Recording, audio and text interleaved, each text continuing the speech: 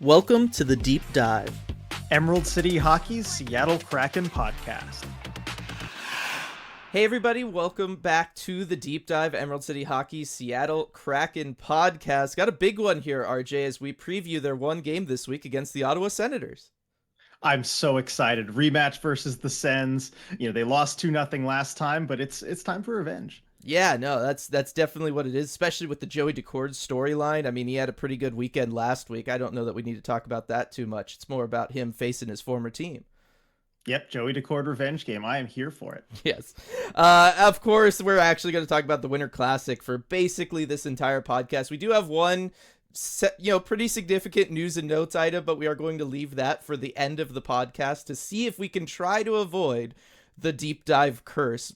We both know it's futile, but we're going to try anyway. So we're going to be talking about the Winter Classic, but first, of course, got to thank our sponsor, Queen Anne Beer Hall, sponsor for all these episodes of the Deep Dive. It was super great being up there, RJ, for their Winter Hockey Hall, being able to do that Winter Classic preview after the media escape we had. All that stuff was good, but I think the best thing we can say about Queen Anne Beer Hall, the thing that could best drive traffic to their venue, which is, I guess, the reason they're doing this, would be that, hey, you want to go where all the players go after they win a big game like the Winter Classic? It's Queen Anne Beer Hall, because that's where all the players went after the Winter Classic. That's right. A bunch of Kraken players went to the beer hall to go watch the UW game that was happening later in the day. You had Brandon Tanev pulling pints there behind the counter. You had Matty Beniers there enjoying it. You had Will Borgen making up for some lost beer, drinking Das Boot. It looked like a fantastic time at the beer hall. And yeah, I mean, this is where the players go after a big win. What more do you need to say?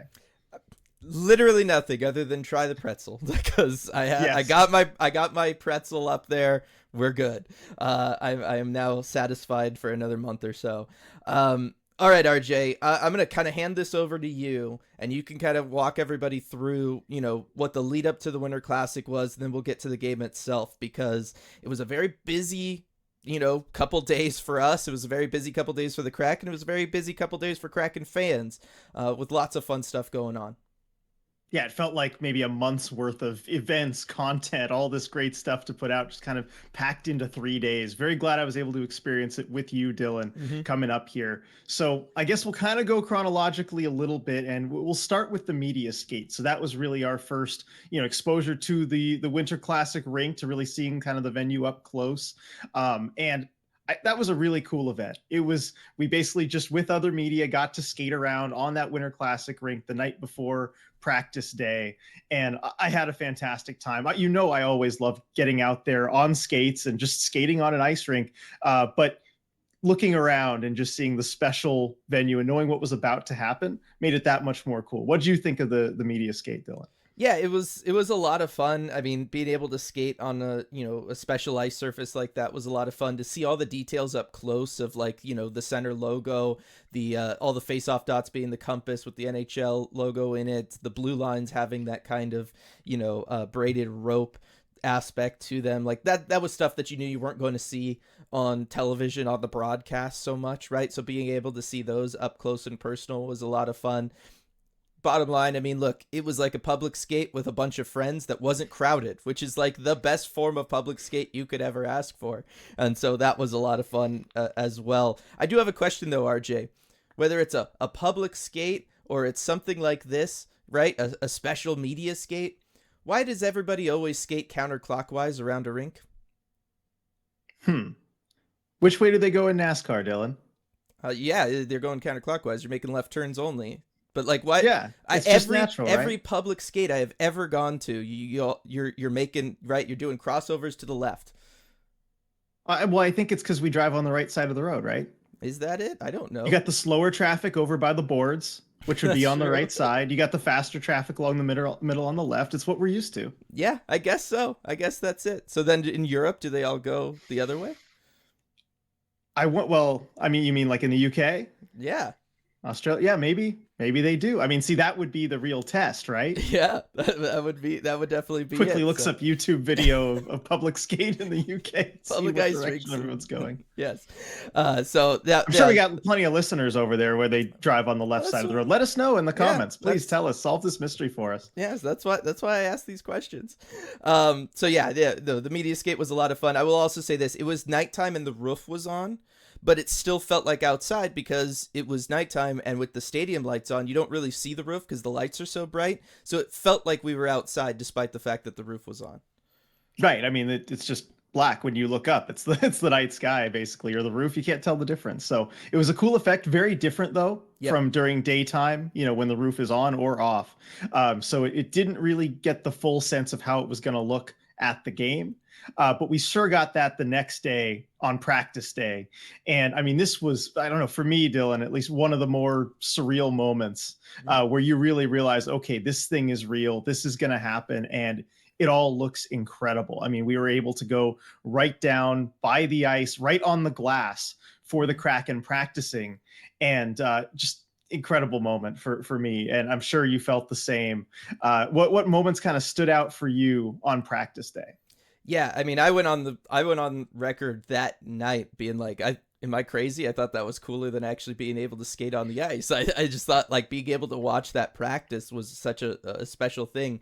What I thought was really cool was, right, we go out there first for the practice and we're waiting, and they all line up where they're going to, on the docks that the Kraken are going to walk up on, and then we're lined up all on the Vegas dock. And I thought that was kind of fun because it was like, okay, I think we could take those guys, RJ, just to be perfectly honest. So that was kind of crazy that we were like out there on the dock, part of the stage, and they're sitting there on the other dock, right, like ready to go.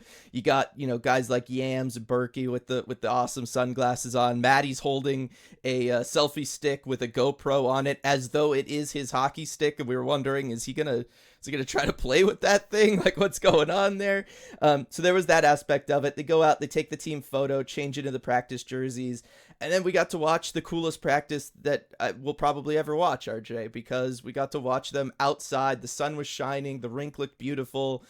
They were doing their thing. The ice was gorgeous. I mean, there's something about watching hockey outside that breaks your brain a little bit. Certainly if you're from Southern California, where that just can't happen. It literally cannot happen. That I thought was just the neatest thing ever. Yeah, it's got this magical quality about it, especially when you see the elements kind of interacting with the rink, with the sun shining little spots on the ice. As much as the players didn't like it, and I don't blame them, but it just it's unlike anything that you're used to seeing, especially when I go to these games where it's all in the same venue every single time. I love Climate Pledge Arena. It's fantastic, but you kind of get used to just the same thing over and over again. And this was different. I also liked when the players were lining up, you could see them really reacting to what they were seeing. Because for a lot of those guys, they were experiencing that for the first time. And, I remember at the media skate or, a couple days beforehand where they let the media see the rink being built and everything, just looking around to all of our buddies in the media and just kind of reacting to each other like, whoa, look at that, look at that. And you could see the players doing the same thing as they were out there on the dock, just waiting to go out there. So I thought that was cool. I just enjoyed watching them react to everything. And then as for the practice, I mean, you had like maybe, I think Haxtell said maybe 20 minutes, 25 minutes of work where you just, kind of get some drills in, you do a normal practice, but then you could see the players also just kind of taking a step back and enjoying the moment. And you saw that especially in the family skate afterward, where a lot of family, relatives, friends, everybody, wives, girlfriends coming onto the rink and just skating around with the players. And it was a little odd, like kind of watching that from behind the glass where it's like, this is their moment and we're just kind of hanging out with it. But you could see how much it meant to all of the players. Oh, definitely. And, just one last thing on the practice. It was interesting too to be able to watch them do their normal practice stuff, but then also decide like what is going to be relevant for this game, right? The goaltenders working on sight lines, defensemen working on things as far as like how is the ice going to be. Everybody was trying to figure out with the slower ice what they could get away with, things like that. That I thought was also really interesting because that's not something that normally at a practice players kind of have to go through, where it's this more personal, okay, let me try my edges over here, let me try my edges in the sun, what's going on with the ice there, how's this going to play, like I need to know these things. And I thought that was an interesting aspect you never get in a normal game. Right. And I like the reaction from the players after practice too, because they were really candid about it. Yeah. And it's fun hearing the players talk about what they think of the ice or, the conditions really. Whereas normally, okay, you hear players talk about it usually to themselves and they're not talking to the media about it. But in this case, they were happy to talk to the media about it because they know it's an unusual type of thing. Mm-hmm. Vince Dunn was saying about the sun. And I feel a little bad. You pointed this out to me that I may have started some kind of controversy here about Vince Dunn hates the sun when really it wasn't going to be a big deal. But he said it's going to suck for the game. And, maybe it'll be fun kind of between the teams to, try and put each other at a disadvantage, put each other in the sun. But, he definitely wasn't a fan of it. I don't think he realized that the sun wasn't going to be a factor given the game time. Guys like Chris Drieger, Adam Larson, they realized that like, okay, by noon, it's going to be okay because it'll be back behind the wall. But I really enjoyed hearing kind of what the players really felt about the ice quality. We heard that from Kraken players and even from Vegas players. We had Jonathan Marchessault talking about how the ice was kind of slow and sticky.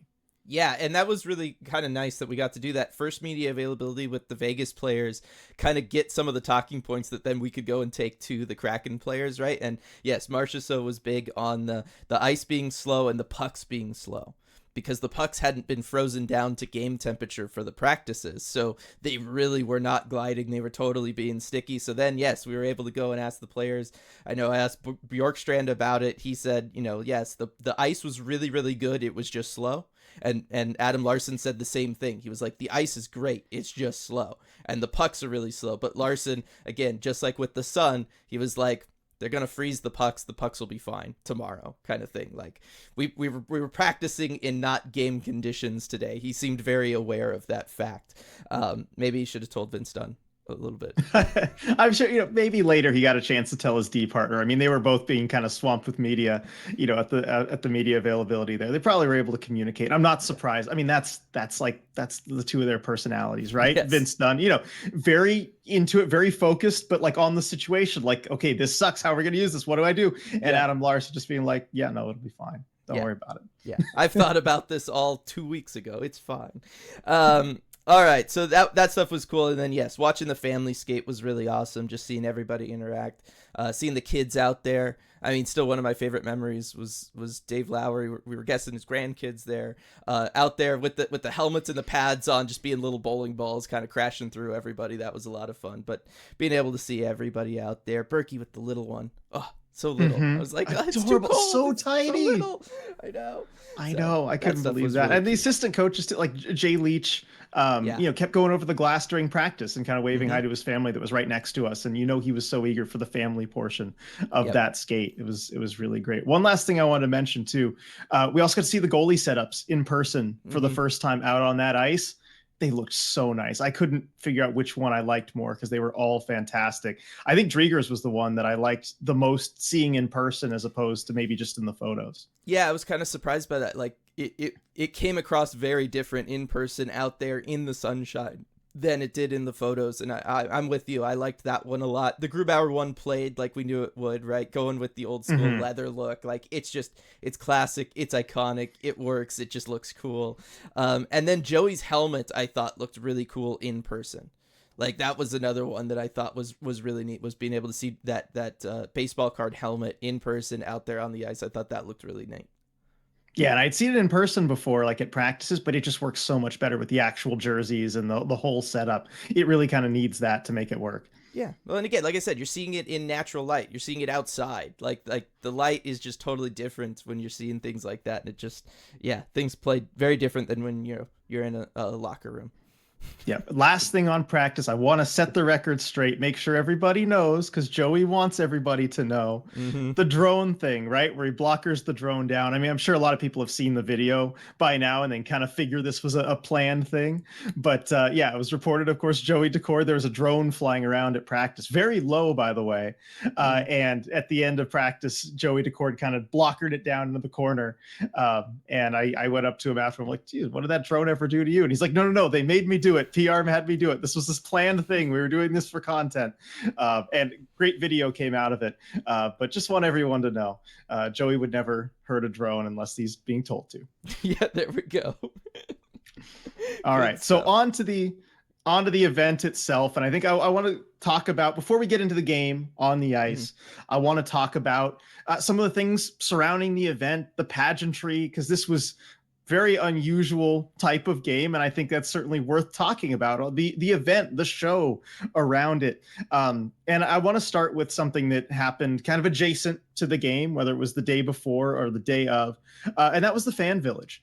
Because I really enjoy that. I always do whenever the league has events, whether it's an all-star game or a draft. They usually have fun things set up for fans there, and we got to enjoy that the night before the game. We went there after practice day and we had our ECH meetup, which was really cool. Great to meet so many of you. I mean, whenever you come to visit, whenever you have these kind of meetup things, that's always right near the top of my list for my favorite part of it. And I'm sure you agree.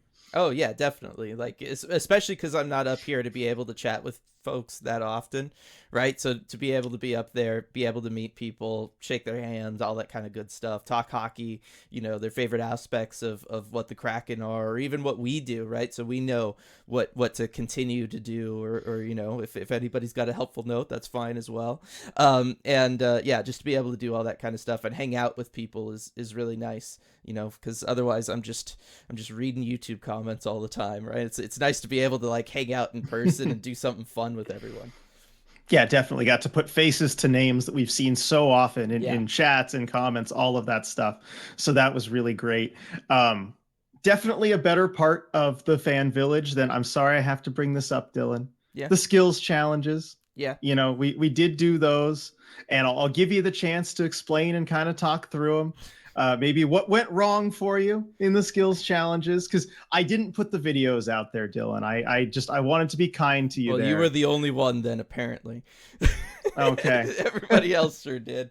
Yeah, so I was just gonna say, like, the fan village as a whole, it was really good. It looked like a lot of people were having fun.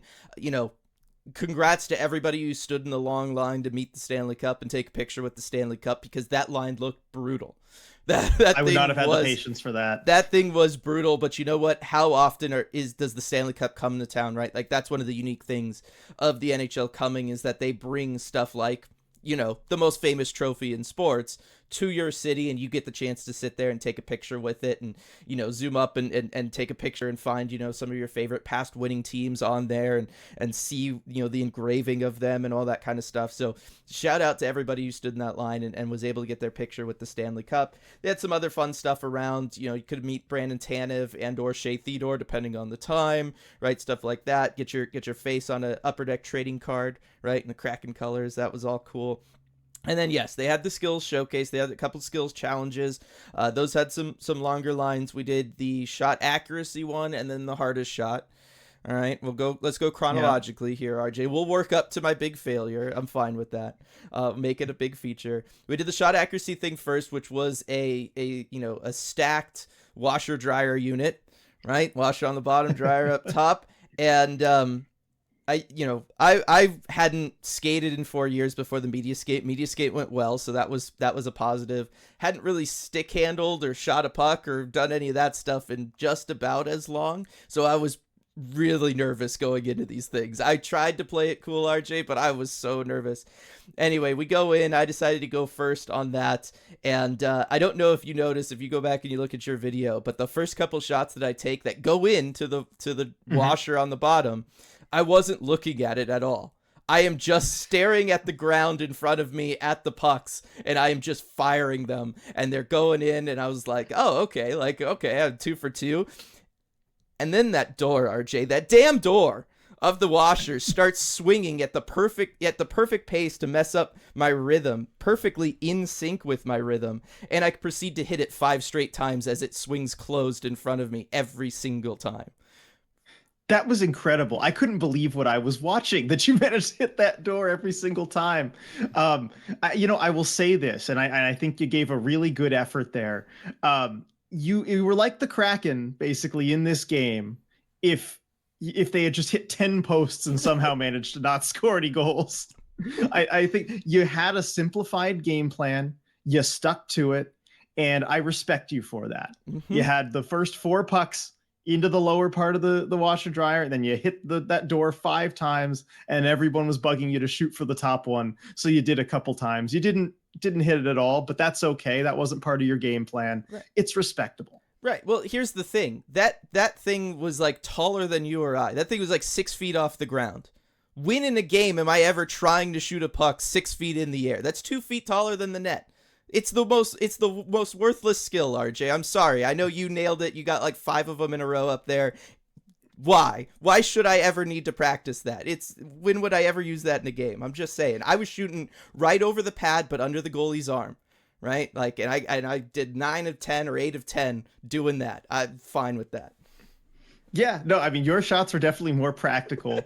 Yeah, I did get it together after a really bad start, but our scores came out pretty close, just in different ways. Yep, definitely.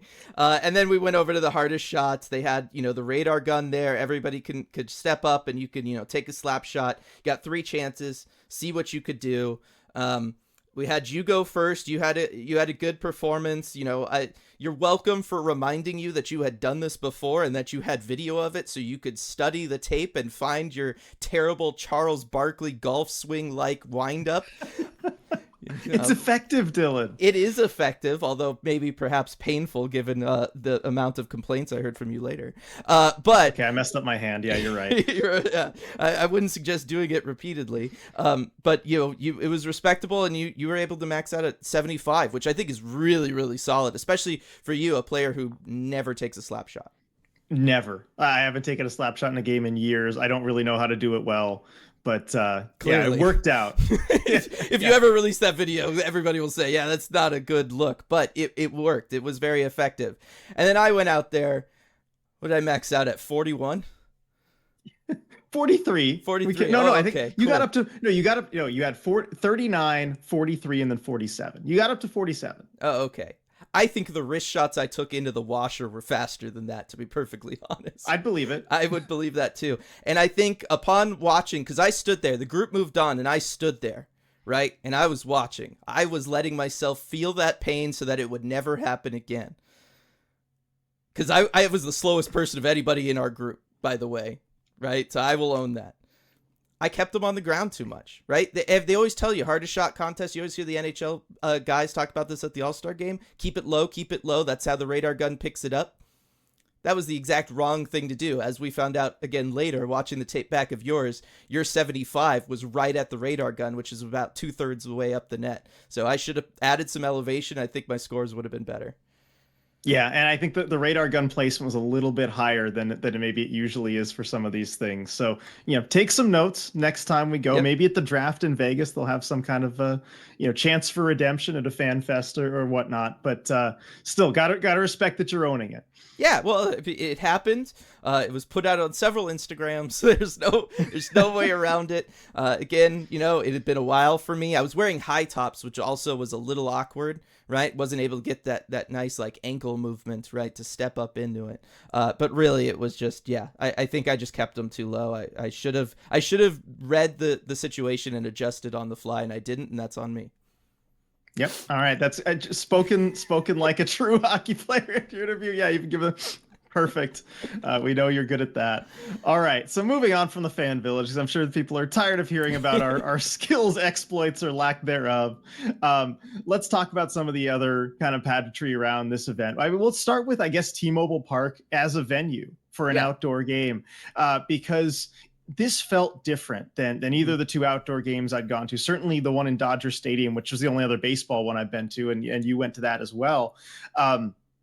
T-Mobile Park, it's not one that we would have picked. I think if you had asked us a couple years, and we had been asked really a couple years ago before this whole game was announced, where would you have it? And I think we both agreed like Lumen Field would be awesome. Maybe Husky Stadium on the water. T-Mobile Park wasn't at the top of our list, but I'm ready to admit I was very wrong. I thought it was a fantastic venue for this. It was. The sightlines played, right? I didn't hear any complaints about people from a sightlines perspective.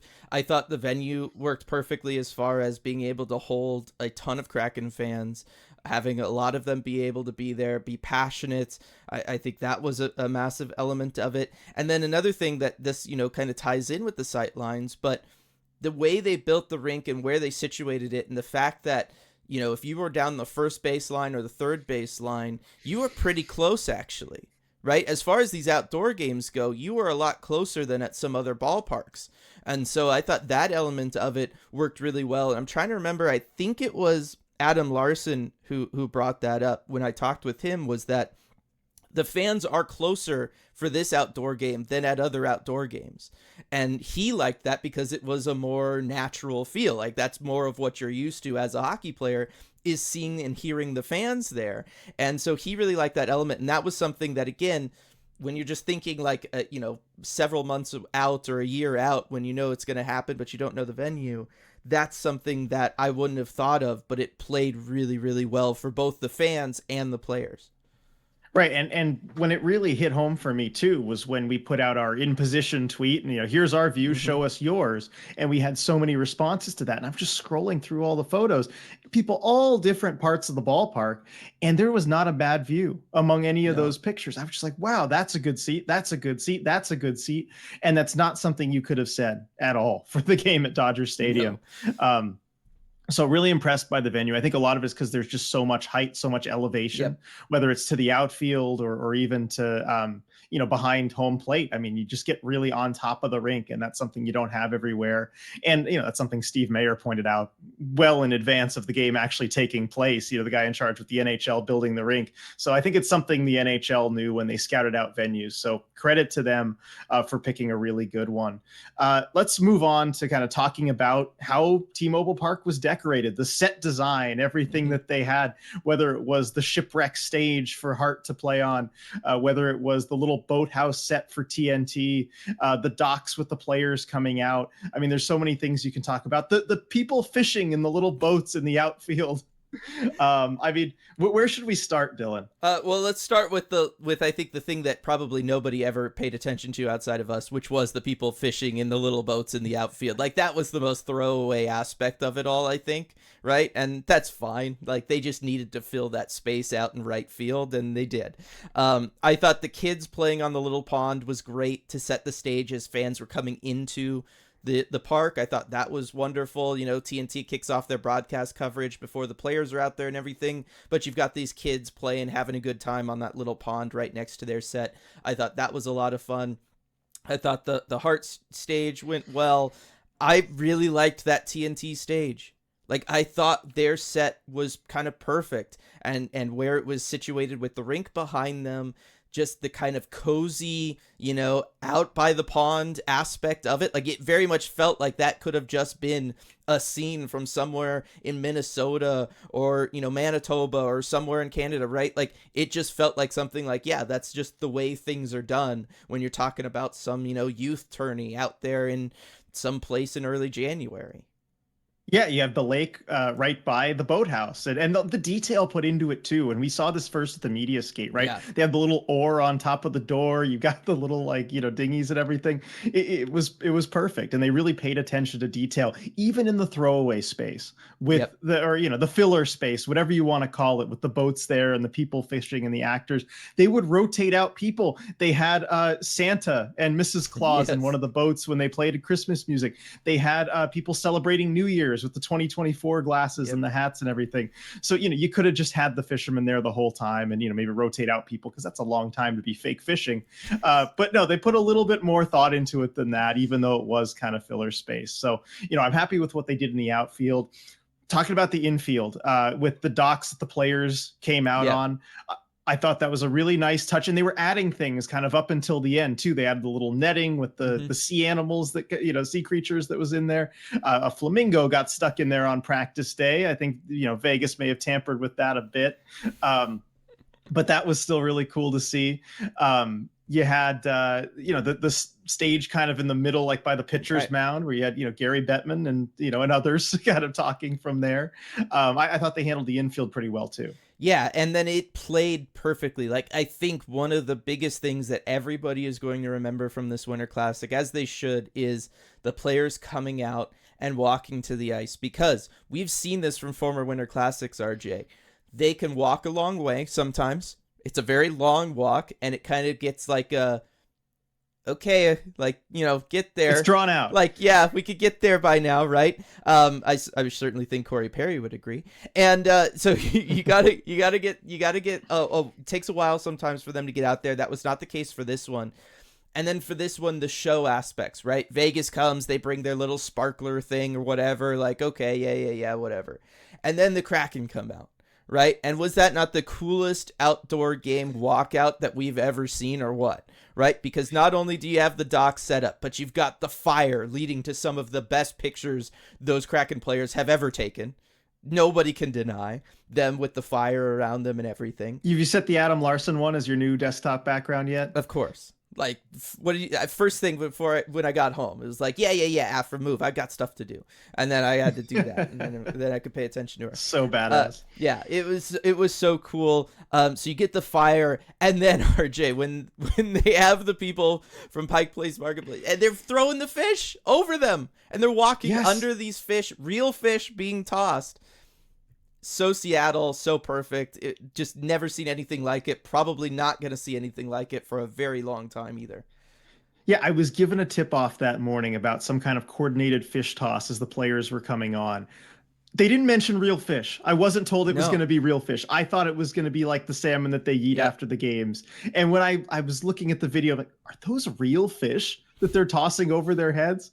And sure enough, they were. Apparently, they had to rehearse that for a long time. I don't blame them. But credit to the players for trusting the fish throwers there. I mean, they know what they're doing, but still, that can be a little jarring as a player just walking out and there's fish being tossed back and forth right above you. Just as a human, right? Your instinct has got to be to duck. Mm-hmm. Yeah, but these are professional athletes, so they're cooler than us, so they don't. That's true. They certainly are. But I will say, I would have flinched. I would have flinched too. There's no way about it. But here's the other thing. Very, very bold choice, because if one of those fish falls, if one of those fish hits a player, now you got to worry about like oil and stuff on that walkway that the players are going to pick up and take out onto the ice. So, happy nothing went wrong, because that was a very bold choice. Because if something goes wrong, it's a lot worse than just, somebody gets, hit in the face with a fish. Yeah, it had to be perfect. And that's a viral moment in a way you don't want to if somebody gets hit. Gosh, yeah. I mean, clutch performance from the fish throwers. I mean, really, they're right there below Joey Decord, clutchest performance of the day. Yeah, hey, they're professionals. They do it all day long. They know what they got. So I thought that was really fun, because you just don't, like I said, you don't see stuff like that at other Winter Classics. To have all of that kind of go on for just the walkouts, and then for the walkouts to also not just be this drawn out thing where you're waiting and waiting. I thought both of those things kind of set the stage and got everybody in that place so pumped for the game. Yeah, and now while we're talking about player entrances, I want to rewind just a little bit, because there was another player entrance before that where you had both teams coming in, and this has kind of become a tradition with these outdoor games where you'll come in coordinated outfits that maybe are a little bit silly. And so the Kraken come in and they are wearing like the Pike Place, fisherman type overalls with some white shirts beneath them. What'd you think of the idea for the Kraken to do that? I guess there's a few different ways they could have gone, but I thought they executed it really well. They executed it really well, and we'll get to the Jordan Everly quote in just a second. Yeah, I think it sounds better than what the other option was. So there's a whole GQ article going into all of this and how it was all set up and everything like that people can go and find. The players apparently were given like two options, and then they voted on this one.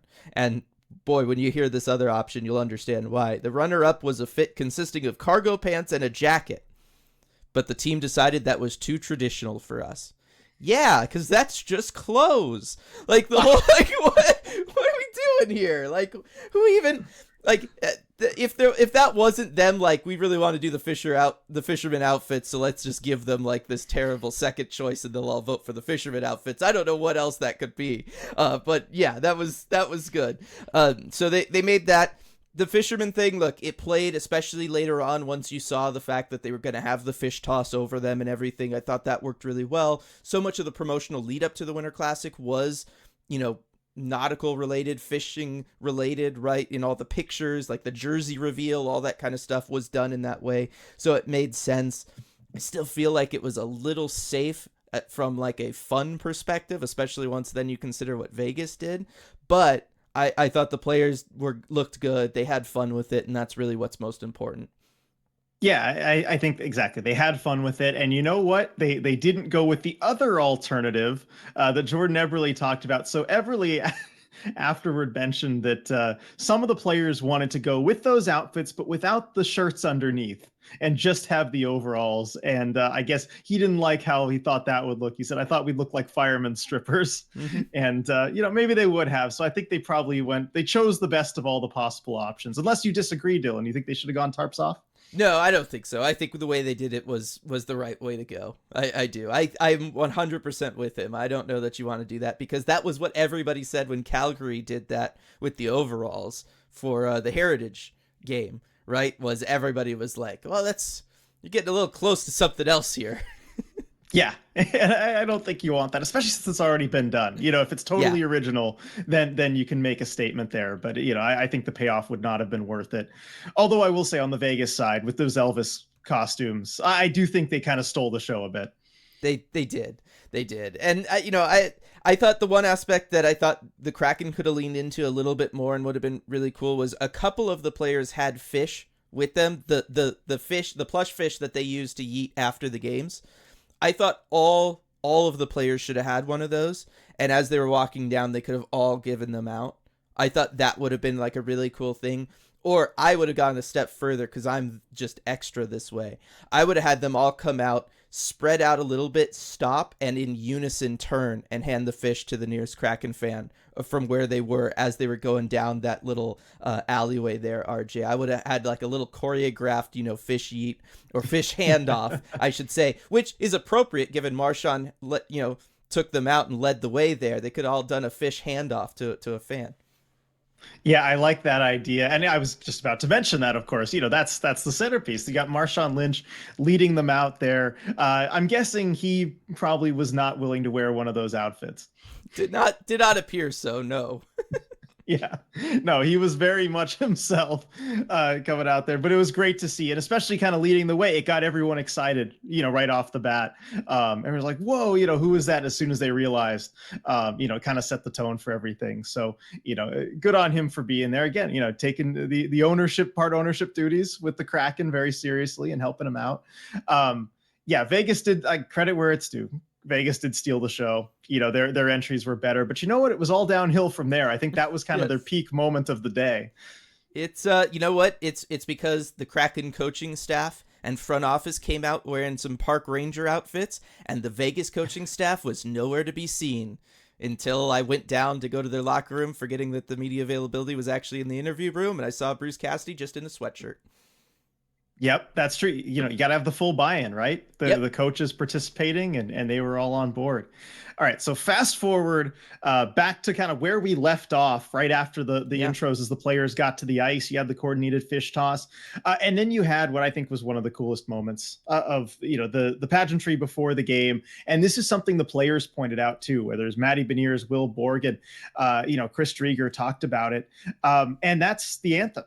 And, normally it's kind of one of those things. I don't know. At a normal hockey event, I'm always thinking, the anthem's cool. The singers are, I love me some Tommy Burton, but you're like, all right, let's get to the game here. But that was such a great moment. And they really built it up perfectly to the point where everyone, if you were there, I mean, you felt something with that, with the anthem going. I mean, Nikhil Baga, he is awesome on that guitar. The kid can shred. I mean, and I love how he brings some personality to it as well.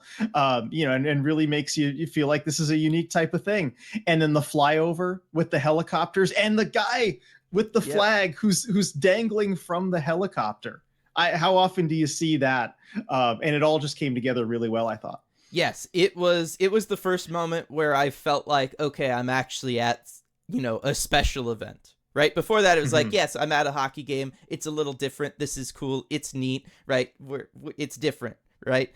And that's what makes it special. That was the first time that it was like, no, I'm actually at something here. Right. Like, this is a big deal thing that I'm at, was during that. Now, I will say every single person I've talked to since that was at the game all had that same feeling. Right. It was this moving experience for all of us. Every single person I've talked to, watched it on TV, was just like, it was a flyover.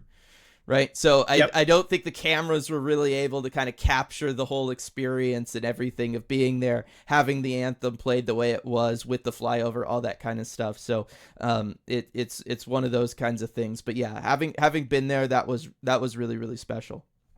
Yeah, you needed to be there, but I think that's one of the cool things about having an event like this is there's so much of it where you kind of need to be there to fully experience it. And then last thing on the stuff around the game, and I wasn't really sure where to throw this in because it didn't really fit anywhere else, but Biz versus Bowie, the fight. I think Biz probably got the better of it watching the video. What makes you say that, RJ, other than he just, knocks Bowie straight to the ground like it's nothing?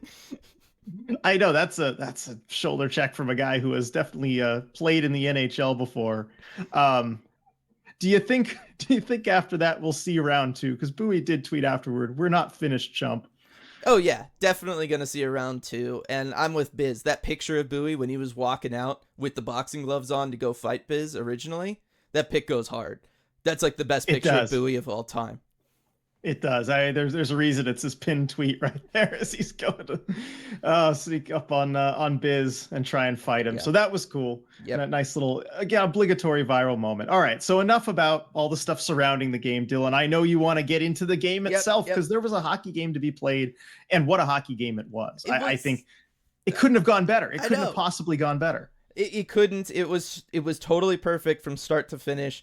There's so many things to talk about. I had said it to kick off the post game, which everybody, apologies for like the low energy I had to have. I was surrounded by writers trying to do written articles, so I had to kind of like reel it in for the post game because I was just had to. But now I don't have to. It was, in my opinion, RJ, the best game the Kraken have ever played. It was the best coached game that they've ever had. It was the best goaltending performance they've ever had, right? Like it was just the best Kraken game. And for it to have happened at the Winter Classic against the Vegas Golden Knights of all teams just made it so special. Seeing Jack Eichel out there so frustrated, he's cussing up a storm. Really, really special moment. But if we're going to start anywhere talking about this game, RJ, we have to start with Joey. Because how do you not? 35 save shutout from him, RJ. He'd been, red hot coming into this game. We saw him, in that tune-up performance against the Flyers. Looked fantastic a couple days previously. Goes out there, wins the MVP, wins that Hot Cocoa Mug trophy, right? And really put himself out there on the national stage for every NHL fan and for every, league official, everybody who works in the media around hockey. To watch him do that and be like, yeah, this guy is for real. This guy who has taken, a long, circuitous route to get there, showed up on the biggest stage and collected the first ever shutout in Winter Classic history. Joey Decord just had himself a game. He really did. I mean, he announced his presence to the NHL. Hey, NHL, I'm Joey Decord. I'm here. And this is my net for the time being. It was a fantastic game from him. Vegas, they were looking for anything that could cause them to kind of get that spark and get into the game, and Joey just never gave it to him. I mean, the breakaway save on Jack Eichel after like the one turnover the Kraken made in the D zone, it felt like all game, was huge. If he scores a goal there on that breakaway, it's a totally different game, and I think you see a much closer game and one that Vegas has a real chance to win. Just what an effort from Decord, really meeting the moment too. I mean, he's done that really this whole season with Philip Grubauer being out, and this just felt like the pinnacle of that. And I think the whole Kraken team had this kind of quiet confidence about them, and we can go on talk about that a little bit as we talk about their game plan and how they executed it. But nobody exemplified that more than Joey Decord. He knew he was going to play well. He knew he has been playing well and could go in and execute the way he wanted to. I think I'm thinking of this tweet too that somebody quote tweeted me on, Andrew on Twitter, where it's a tweet from ours. Joey Decord on waivers, time to hold our breath for 24 hours. And that was October 8th, 2022. And just thinking about, how if that had gone differently, but thankfully he made it through waivers and he had this long journey here, and it's great he's finally able to enjoy this. Yeah, and you mentioned the breakaway on Eichel that he saves in the first period, and then the glove save, the ridiculous glove save while he's basically on his belly in the third period, also on Jack Eichel, to keep the shutout alive, was just fantastic. So Joey had himself a game. Yes, and we've had some people point this out. The team helps him out too, right? The defense played a really rock solid game in front of him. They did what they've been doing, which is, look, they're giving him sight lines of the puck, right? They're holding teams to a little bit further out, and they're making sure he can see it. He's still got to make the save. He made the big saves when he had to. Yes, Vegas hit a couple posts, whatever. That's stuff that happens in hockey, right? Like the Kraken did too. And the difference was that Joey was able to find ways to make saves on bouncing pucks and knuckle pucks because of the ice, and Logan Thompson wasn't. Right. And I think the most telling thing was exactly comparing that game with how Logan Thompson played. And Thompson's a fine goalie. He played all right, but you could see how much he was struggling with the bouncing pucks, with the different environment, with shots, especially from the bench side, as you so smartly pointed out early in the game, where the sight lines are a little bit different. And I think this is where Joey Decord's preparation comes into play. And there's a reason that he has been ready to meet this moment. He was talking about it after practice. He said the depth perception issues, or it's just so different in an outdoor rink. You're used to normally the seats being so close to you in an arena, whereas now the bleachers are really far away. And yeah, you've got the sky to contend with. You're not ever used to tracking a puck against the sky when it's flipped up in the air. And so the work that he put in over that practice. He was saying, I was having Steve Breer, the goalie coach, just flip me a whole bunch of pucks so I could just work on tracking it from the seats up to the sky, then back to the seats, and then, into my glove, and then tracking it against the ice. And that's the kind of thoroughness that he has in his preparation always. I mean, we've read articles this year about how he uses VR headsets to help him prepare for games, and he's stopping 50 pucks virtually at intermissions or before a game. And it's that kind of prep that allows you to play this way in a game with such unfamiliar conditions. I have to think those things are connected. Yeah, I wonder if he was able to get a Winter Classic set up for the VR. That would have been cool. Yeah, he was fantastic. And like I said, yes, those other things have to happen. Those have to happen for every shutout, right? You got to get a little bit lucky. You got to have the D in front of you playing well. But at the end of the day, it's on you to make the saves. And Joey made the saves when he needed to make the saves. And now, RJ, like I said, he has put himself very much at the forefront of goaltending around the NHL. Already he had the best numbers over the previous, handful of games. I'm looking at his last 8 starts, RJ. Care to guess what his save percentage is over his last eight starts? Go 925. I didn't know anything could be that high, but what is it? Try 956. Oh my goodness. He has faced 252 shots and allowed 11 goals. That's pretty damn good. Right? Like, that's really, really good. And so you've got good numbers like that. He's putting up, W's like crazy right now. I know we'll talk about the goalie controversy for the Kraken, but like, if he's able to keep that up, RJ, I mean, he's going to have maybe to clear some room for a different trophy beside that hot cocoa mug. Yeah, we did see the word Vezina popping up a couple times in the post game. I think it's too early for that conversation, but I mean, yeah, if he continues this throughout the season and leads the Kraken to a playoff spot or better, absolutely. I mean, he's just playing lights out right now, and it shows you never know who's going to be able to do that, who's going to be able to step in and meet that moment and play really well. So good for Joey. I'm just so happy for him too. You could tell after the game. I mean, he was a little bit overwhelmed too, because he had just done the TNT interview. He just got the trophy. He had just walked that whole distance because he had to walk from the rink out to the TNC stage. That's a long way in goalie pads. I mean, that's not easy to do. So, he had been through a lot, but he just was loving every second of it. Definitely. Now, we talk about the preparation that Joey had for this game and what that was able to come out there and do for him and how well he was able to play because of it. And really, RJ, the entire team had great preparation for this game. I would say, Coach Dave Hackstall deserves a round of applause for all the prep work that went into this, both from like a scheme and strategy standpoint, but also from just keeping his players calm for this game, right? It would be really easy for everybody's emotions to get elevated, right? And you start getting excited and all that kind of stuff. But all weekend, right, we were talking to guys and they were just quietly confident. They were very, like they were appreciating the moment, which was also something Hackstall, I think, was helping them do.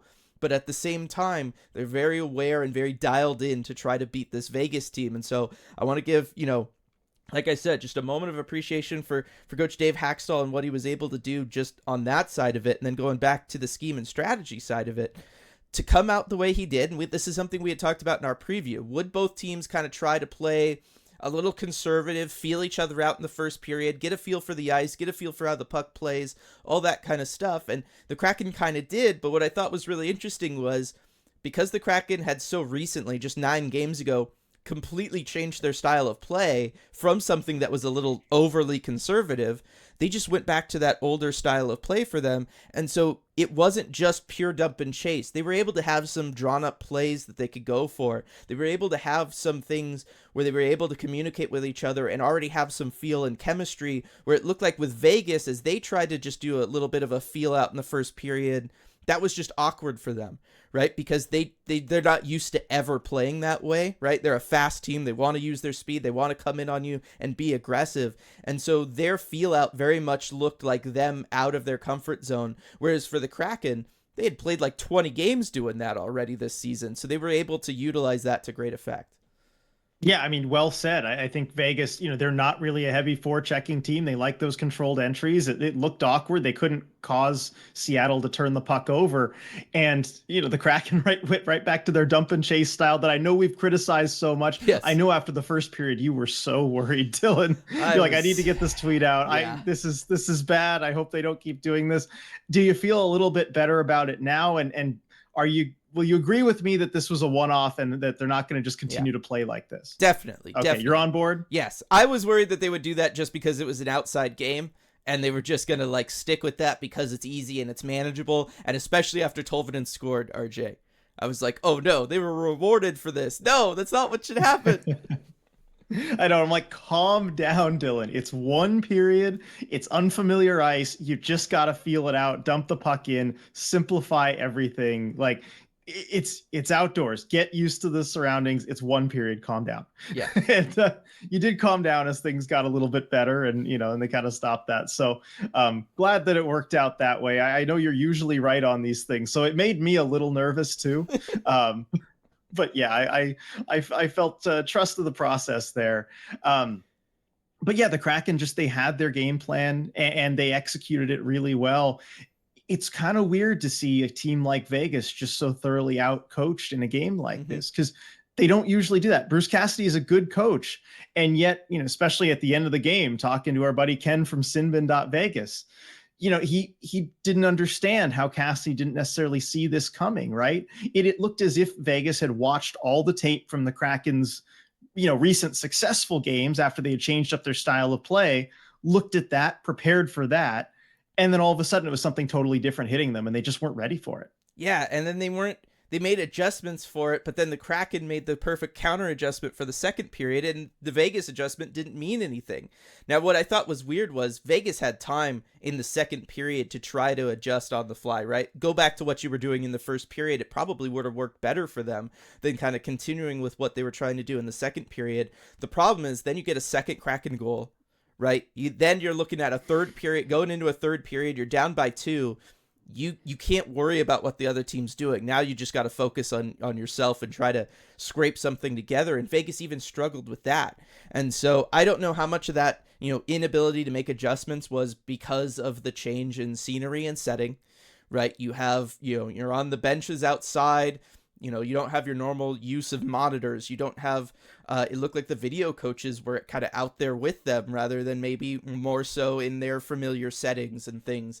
And so I wonder how much of that played into it for Vegas, whereas the Kraken seemed to be a little bit more prepared for those realities of the game, which again, I think speaks to Hackstall and the rest of the team in that prep work they did. And so that was really interesting. And then boy, it shows you Vegas is a one-trick pony. If they can go out there and play with speed because everything is optimal, they're a good team. When they can't, they don't have anything else they can fall back on. And I thought that was the major takeaway from this game. If the ice is a little slow and they can't beat you with their speed, they don't have anything, right? Jack Eichel all of a sudden becomes the whole offense. And if he's going to get stonewalled on his 2 chances, then that's it. Right. And I was going to ask you, how much do you think the ice conditions and taking away that speed was a factor? Because I think a It was lot. big. And they're a skilled enough team that you should be able to adjust. And like it shouldn't just take everything away from them. But again, they know what they do well. They've won a Stanley Cup doing it well. But yeah, they don't really have anything else. And I'm also just surprised that Cassidy didn't necessarily see the simplified game, at least in the first period, coming given the conditions. Like from the Kraken, that feels like something you should have been able to foresee. Yeah, it was a rough game from Vegas, but I'm not too concerned about it. I think that's good. You know what? I'm not not weeping for them at all after this one. Yep. And last bit on the prep work from Hackstall and stuff. They also, that dump and chase and going in heavy on the forecheck and forcing Vegas to play in and around their net and even behind the goal line. That was perfect read of how Vegas has been playing their previous 5 games going into this one, where their D was really struggling, right? Look at all those games. They're allowing 3+ goals. That's not something we're used to seeing from this Vegas Golden Knights team. Their defense, RJ, Logan Thompson looked a little all over the place, but I think that had to do with the way the puck was moving on that ice and how that was unusual. I'll give him the pass on that. Their defense was a mess. They were reacting to plays instead of trying to be proactive, which is always when a D is kind of panicked and they're losing control, and you never want to see your D lose control like that. It's something we're kind of used to seeing earlier this season from the Kraken. So it was really kind of nice to see that on Vegas's side for once. Yeah, they didn't really have a plan to break the puck out of their own zone. And you could see the Kraken forecheckers just able to provide that pressure. And the D were looking up and they weren't sure where to go with the puck because everyone they were going to had a man all over them. Yeah, the Kraken did a really good job of not allowing them to support each other.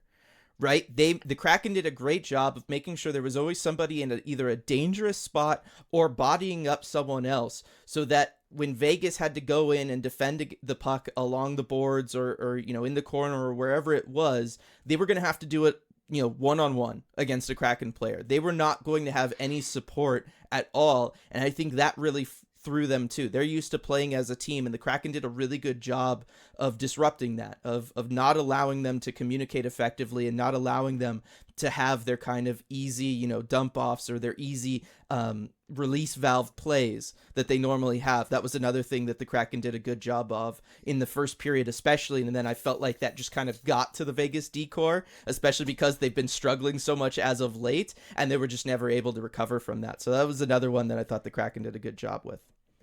Yeah, and then also that kind of thing leads to you questioning your assignments and losing guys in front. You see it on the Tolvanen goal where you've got layers of Kraken forwards with Bjorkstrand up front, Tolvanen right at the net, and Pietrangelo just kind of doesn't know where to go. He really didn't take away either of them. Both of those guys were open for the tip, really, if you wanted that. So I think, confusing the Vegas D was huge in this one.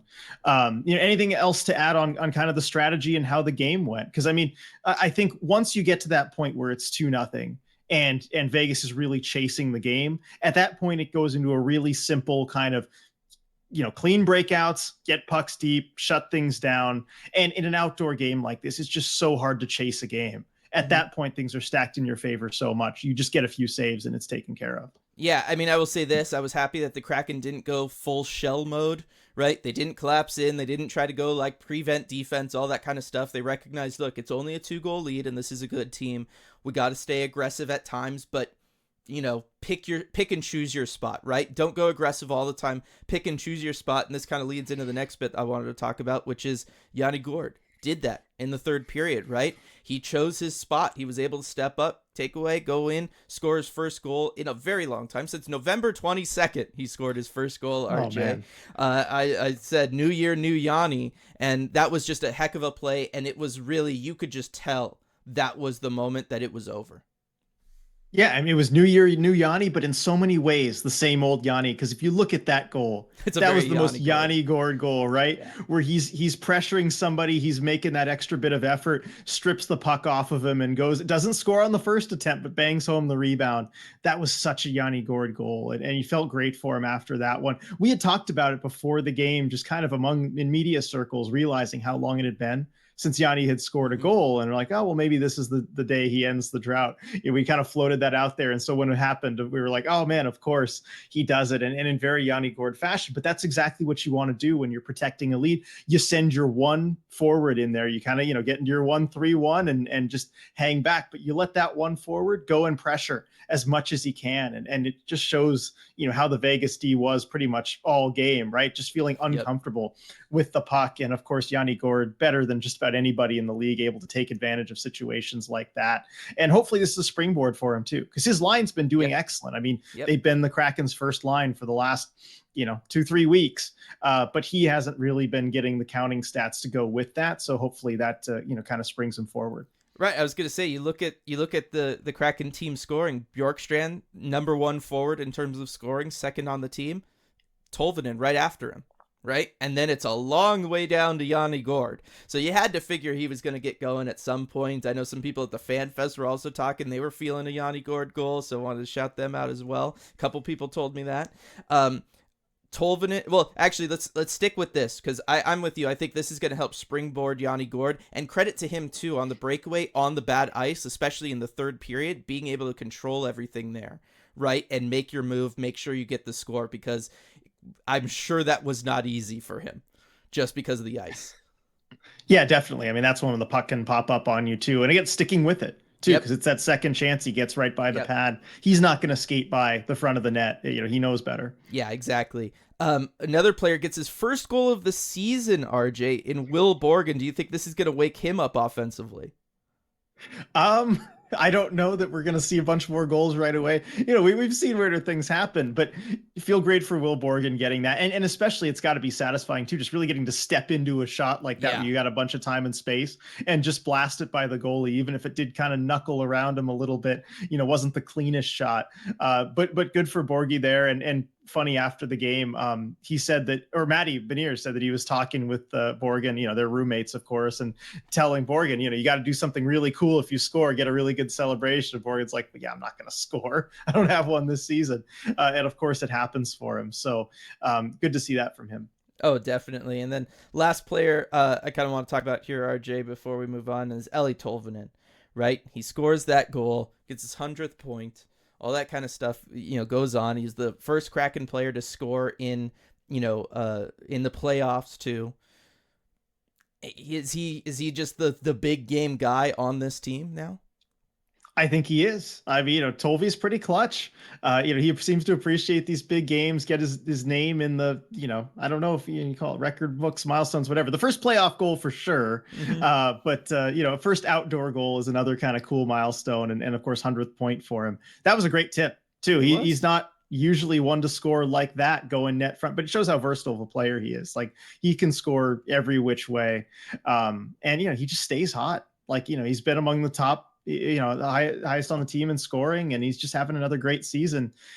Contract year, we won't get into that whole conversation, but it's going to be very interesting. I was going to say, we'll have the contract conversation another day, but yes, third in points, third in goals on the team. Eeli Tolvanen having himself a season, and just cementing himself as one of the biggest players in Kraken history for those milestone accomplishments that he's been able to have.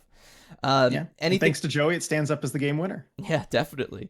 And anything else from the game that you wanted to talk about, RJ, before we move on to the news and notes from this week? Just a couple things after the game, because it was just really fun to see the guys, having as much fun as they were. They were really focused and dialed in for the game. They knew the importance of the 2 points, right? But they got those, and I think they really got the chance to let loose a little bit afterward, which was fun to see, getting to go into a locker room like that. It's different than what we normally see, because you've got the speeches, everything. This time they just kind of opened the room right up. You had a bunch of players, you could go up to them. It wasn't just the set guys. You had the story with Will Borgen having a couple beer cans in his hand, and then as more of a scrum forms around him, PR just kind of taking those beer cans away, probably for the best. That was where we got the Eberle quote about the fireman strippers. So everything was good there. And I also one thing I want to mention too is from Dave Haxtell, because we talked about how great of a job he did coaching and the X's and O's and all of that.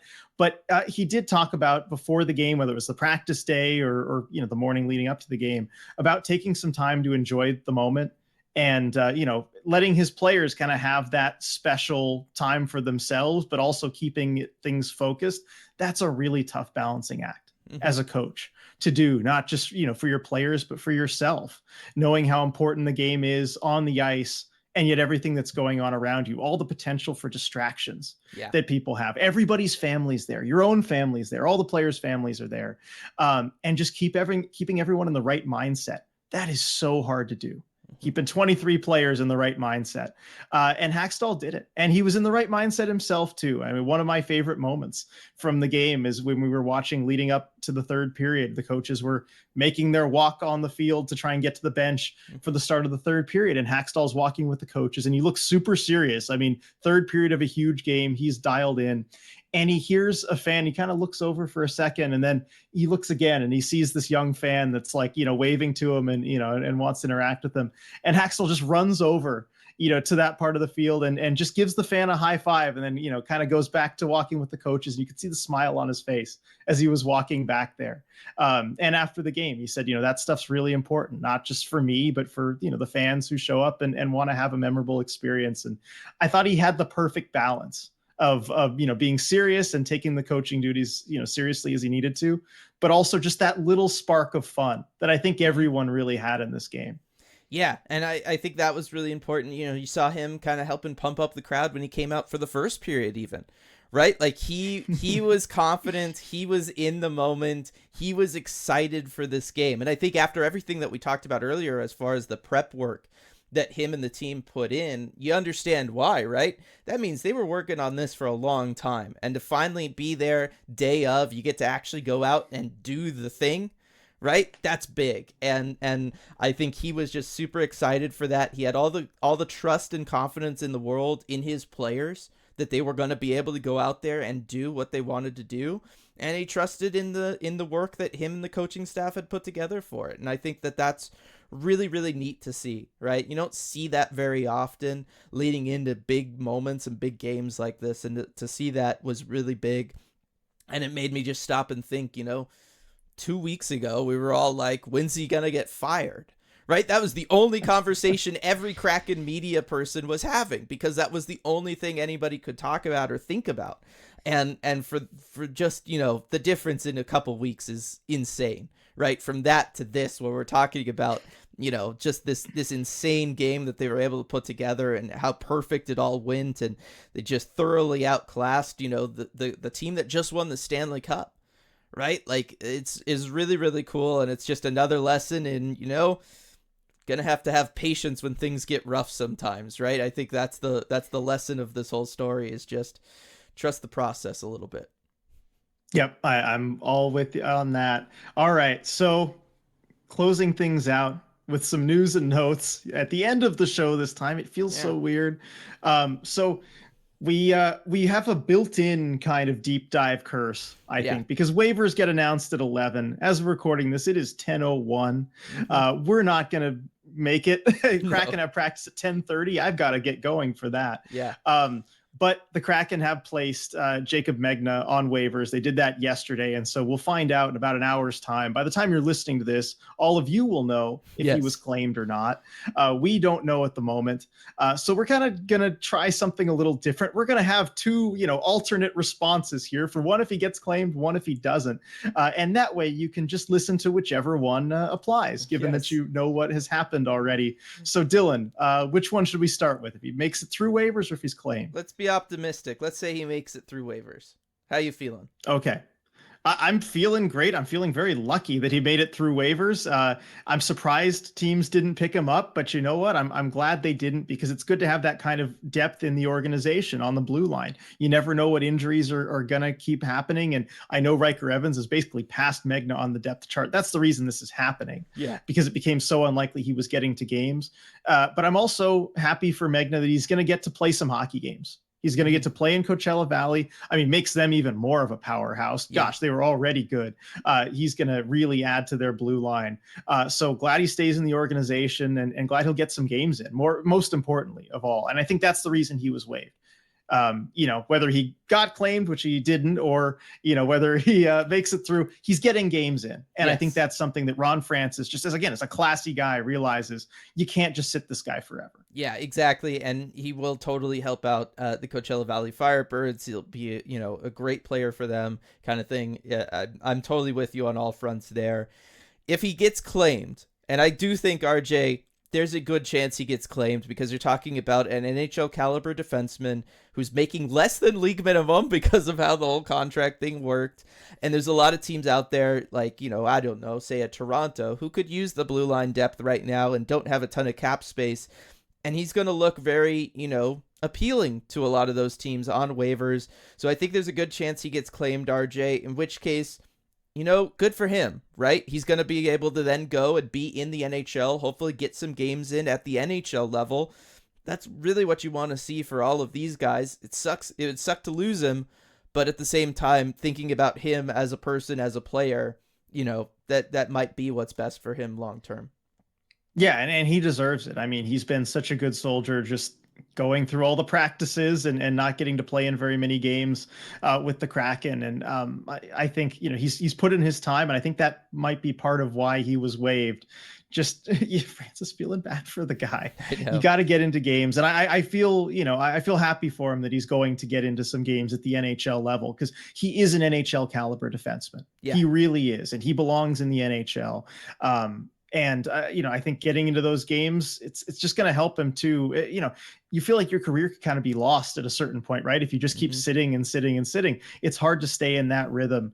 So, I'm happy for Megna. He was always that reserve that just because of their uncommon blue line health was never needed. But he was ready to go if it ever was necessary. Turned out not to be, but wishing him best for the Toronto Maple Leafs. Yeah, definitely. Especially a contract year too. You want that NHL experience. Maybe try to, up that from below league minimum next year. I know. And by the way, if you're wondering how that's possible, he signed that contract a couple years ago. Yeah. So, the league minimum was lower than it is now. But yeah, you cannot find an NHL caliber defenseman for cheaper right now. He's literally below league minimum. I can't imagine some team won't want to jump on that. Yeah. And final note about that, is this so that Jaden Schwartz can come off LTIR, in your opinion? The reason they're freeing up that roster spot? Quite possibly. I mean, I think a return from LTIR might be soon, and in which case they would need that roster spot. And so we'll see if kind of what the corresponding moves are. I forgot to quickly check the media site just to see if that's already happened. Because worth noting that Jaden Schwartz took part in the practice the day before the Winter Classic. He was one of the players out there taking part in that practice. Grubauer was also out there kind of operating as the third goaltender too. So, you wonder how close maybe he is to potentially coming back at some point as well. Right. And now Schwartz, he still is listed on IR, but they might have to wait till basically what they see happens with Megna in about an hour. Yeah. So we'll keep an eye on that going to practice today, but it might be for that purpose. Yep. All right, everybody. Thank you all so much for listening to this episode of The Deep Dive. As always, thanks so much to everybody we were able to get to see, who stopped by and said hi to us, whether at the beer hall or at the fan village. It was fantastic to meet all of you, be up there. Fantastic to be around so many Seattle Kraken fans, including at the airport the next day, as well as all the sad Vegas fans. That was also really nice. And reminder, if you ever want the opportunity to be served beer by Brandon Tanev, there's only one place you can go for that, and that is Queen Anne Beer Hall, the wonderful sponsor of this podcast. So big shout out to Queen Anne Beer Hall. As always, they were fantastic hosts for our Winter Classic preview show as well. Want to thank them one more time for that. And for everybody else, we will see you for that gigantic Ottawa Senators matchup in just a couple days. Hey everyone, before we go, we just wanted to give a quick shout out to all of our awesome patrons over at patreon.com/Emerald City Hockey, especially our Terror of the Deep patrons. Absurdly Sane, Alex, Alvi, Andrew, Anonymous, Anthony, Beef, Ben, Brad, Brian, Burnt Creme, Kat, Kaylin, Shazzle Dazzle, Chip, Chris, Christian, Cody, Connor, Coop, DJ Singletone, Duthin, Evie99, Eli, Elizabeth, Empty Net Hockey, Eric, Ethan, Evan, Fusion Mix, Gaby, Gary, Gregory, Harry Legionary, Helena, Habak, Jay, Jane, Jessica, Joni, Joseph, Josh, Joshua, Julia, Justin, Katie, Kepler, Kitty B. Kraken, Leanne, Levin, Light, Lonnie, Maeve, Mark, Max, Maya, Michelle, Nick, Night Drop, Noah, Nunya, Paige, Paul, Rachel, Rayanne, Randall, Rebecca, Ryan, Sarah, Scott, Sia Kraken, Sean, Sergey, Sergeant Pickles, Shannon, Shoeshine, Skeletal Tendency, Steve, Steven, Striatic, Tasty Kobold, Team 114 Chris, Ty, Wendy, Where the Slovakians At, Zame, and Zoe. Thank you so much for making all this possible. We really appreciate your support.